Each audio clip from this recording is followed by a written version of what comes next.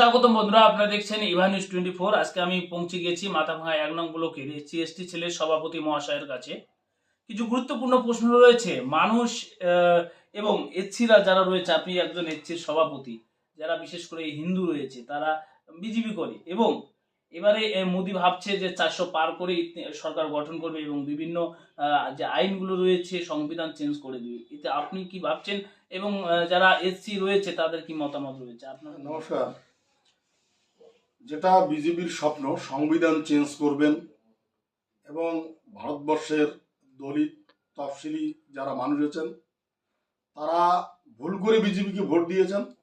তারা এই দলিত শ্রেণীর মানুষের জন্য কোনো কাজ করেননি এবং কাজ না করার কারণে তারা হিন্দু মুসলিমের সাম্প্রদায়িক তাস খেলছেন।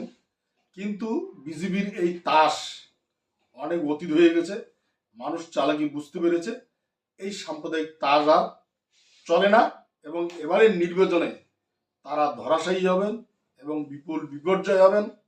এবং আরো অনেকে বলছেন মোদি তৃতীয়বারের জন্য প্রধানমন্ত্রী হবেন। তবে 1947 সালের পর 52 সালে প্রথম গণতান্ত্রিক নির্বাচন হয়। নির্বাচনের পর থেকে সেই সময় ভারতবর্ষকে স্বাধীন করেছিল কংগ্রেস দল।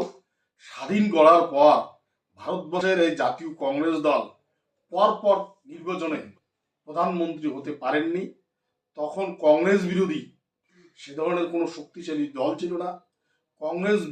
কংগ্রেসের বিকল্প বা বিরোধী সেই সময়কার আঞ্চলিক দলগুলো শক্তিশালী ছিল না।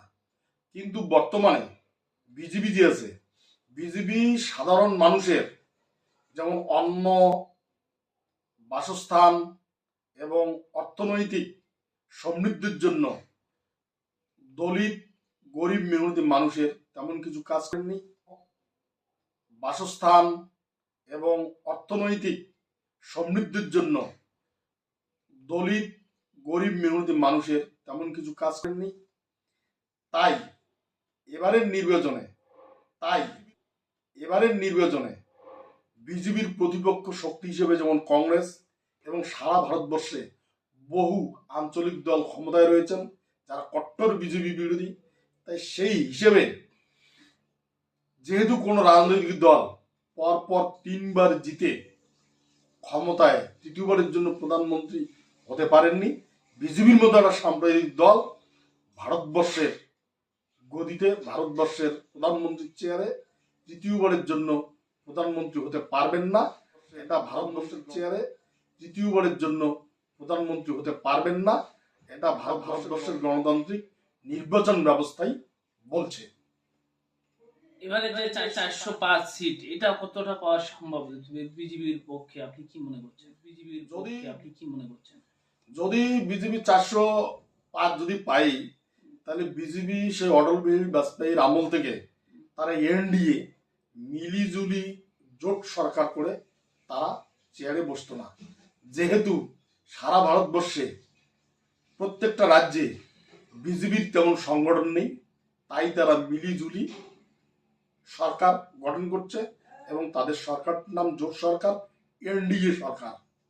তারা কোনো দিনও 400 সিট পেতে পারেন না এবং পাবেনও আপনি না। বললেন যে তৃতীয়বারের জন্য কোনো সরকার, কোনো মানে রাজনৈতিক দল প্রধানমন্ত্রী গঠন করতে পারেনি।